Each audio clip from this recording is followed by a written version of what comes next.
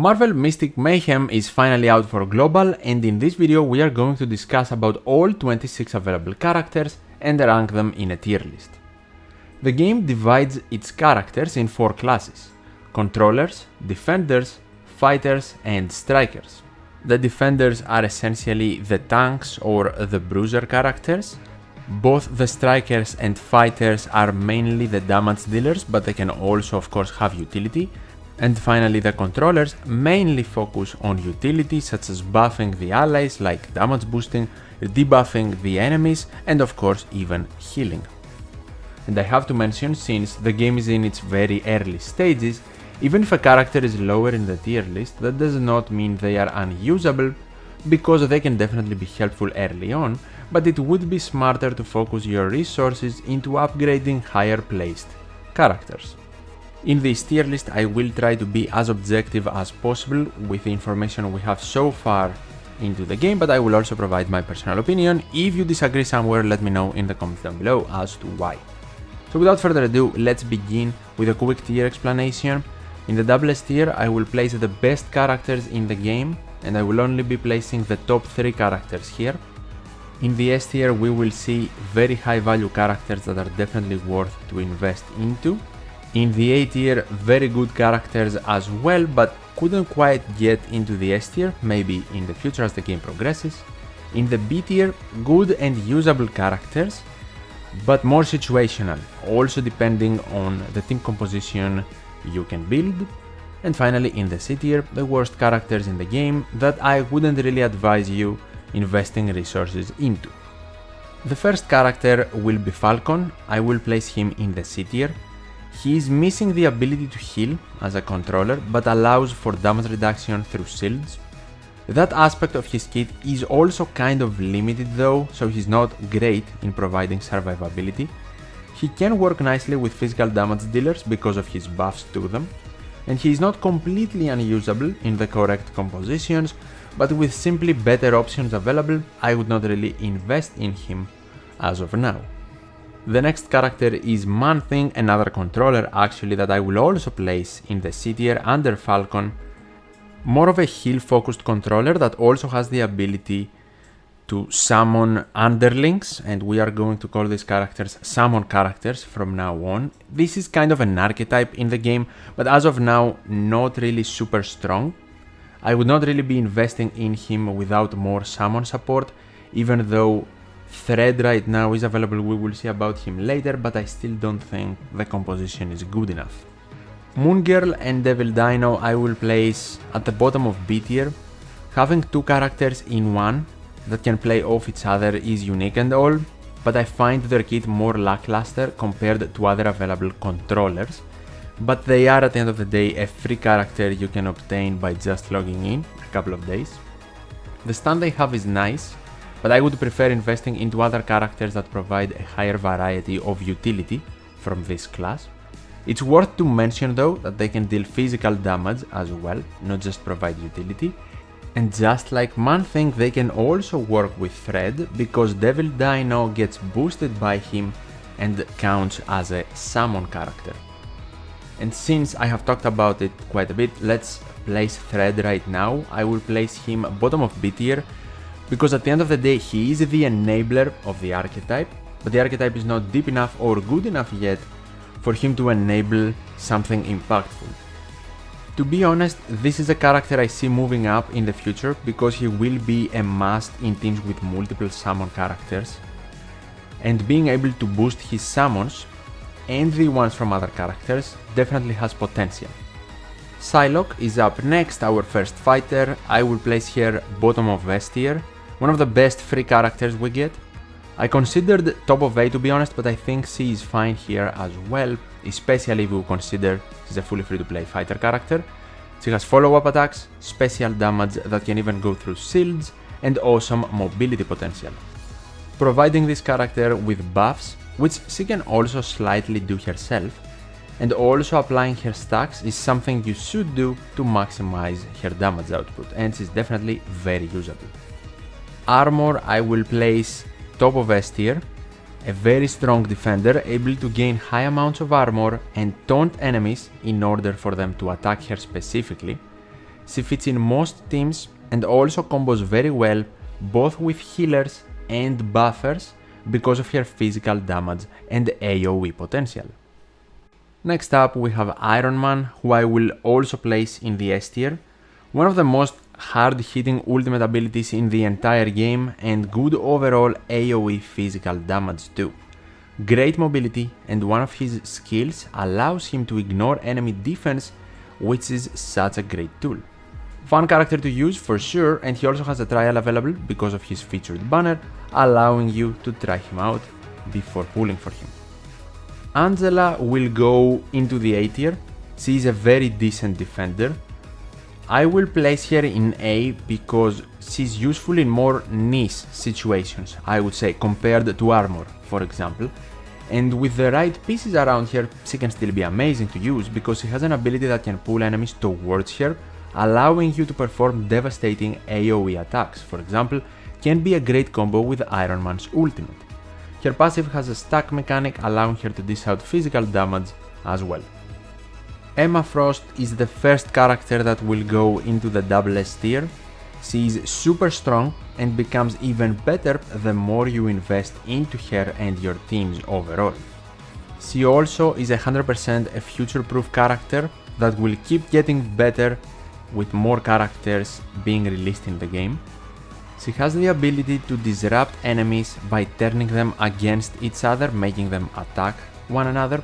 She can provide healing, buffing, and even damage herself. She is a ridiculously strong combo with special damage dealers, and in my opinion one of the best 3 characters in Mayhem. Hulk is up next. I will place him top of A tier. He is one of the initial free characters you get when starting the game. A great starting defender, to be honest, able to not only tank damage but also debuff the enemies, apply AoE damage, and also sustain himself with a healing ultimate ability, which can give you team building versatility, something pretty important earlier on, so you can also test out characters. Hulk, being super easily accessible, also makes not getting higher rarity or gacha defenders much more viable. Doctor Strange will straight go into the double S tier, one of the top 3 characters in the game. Probably the best controller in the game as well, depending on team composition too, I guess, but he's super versatile because of his skill being able to provide either healing, buffing to allies, or debuffing to the enemies. He has super good healing from his ultimate and the ability to do special damage and also stun. The reason I rank him over Emma Frost is because of his versatility and ease of use, especially with a more underdeveloped character collection. You will fit this guy in tons of teams. Spiderman is another controller and I will place him in the B tier. He's usable for sure, especially through the early stages of the game, but stays behind other better options the more you progress. He can web enemies to slow their attacks, apply physical damage and also reduce mana costs, but controllers like Doctor Strange and Emma Frost are way better than him, and to be completely honest, as of now his more niche kit doesn't really help him much outside of specific team compositions. Juggernaut is next and he will definitely be in the S tier. He is a great tank, but I think at lower investment, armor will be more comfortable or simply easier, maybe even better to use, hence why I have her a bit higher ranked. His kit focuses around his HP scalings for defensive and offensive reasons, which means the more resources you dedicate into him, the more and more valuable he will be, possibly reaching a point where he easily bypasses armor as well, but I think for the current state of the game, this place fits him perfectly, but you should be super happy if you happen to get him. Scarlet Witch is another S tier character, strong special damage dealer revolving around crit. The more crit she has, the more damage she will do, and you also want to build her up with buffs before unleashing more powerful attacks like her ultimate. She can buff herself, which is good, and also has AoE available in her kit. She is also available from a paid pack, but I would not really rush to go get her immediately from there, to be honest, especially if you find no reason to do so in the early game's life cycle. Dreamqueen I will place in the B tier. She is a controller focused in boosting and applying skill damage. She can reduce incoming damage and could be considered similar in some ways to Falcon, but I find her a bit more useful for the current state of the game. But if you have Emma Frost, you will also never use Dreamqueen, to be completely honest, but she is still usable without Emma. Moon Knight will also be in the B tier, a bit higher though. Kind of a hybrid fighter / controller character.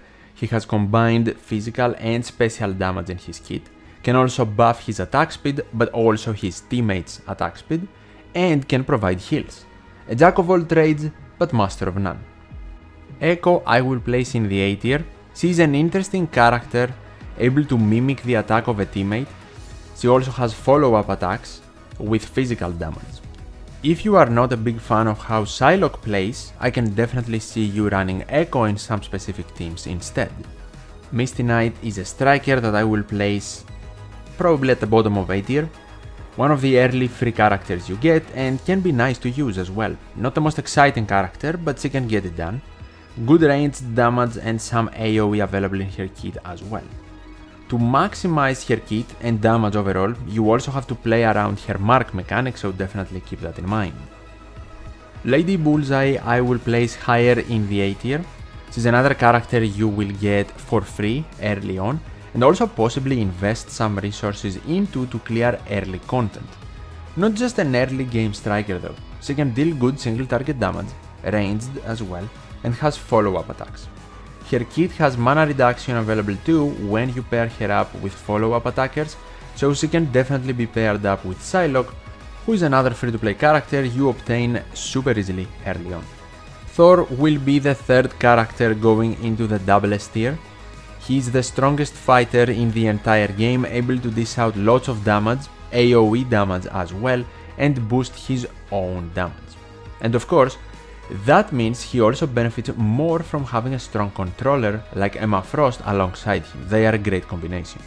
He can move around and reposition with ease, which can be super comfortable to have available in fights, and that is the other character I essentially was talking about using over Echo if you don't like using Psylocke.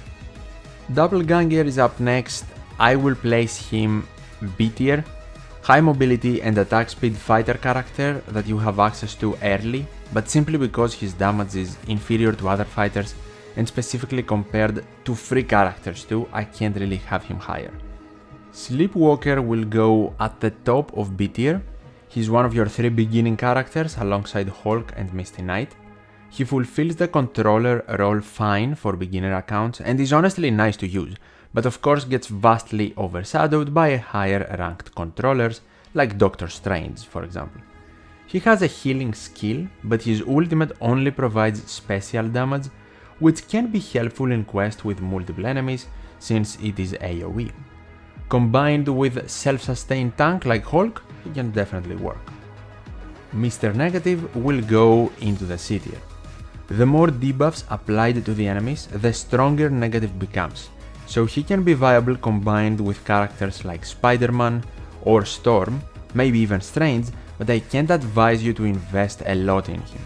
Limiting team building options leave him in a weird spot when you can use much easier to build around damage dealers that also provide you with better results in most situations. Sentry I will place in the S tier, and this might be a bold move, but I think this character is a hidden gem of a defender. Great damage for a tank, accompanied by good shields and a stun. Paired up with a strong controller, he can truly shine and lend your damage dealer a hand in taking out enemies, that is for sure. Black Knight is a character that will go into the C tier. He is unique in terms of abilities because he can revive, but more limiting in team building sometimes.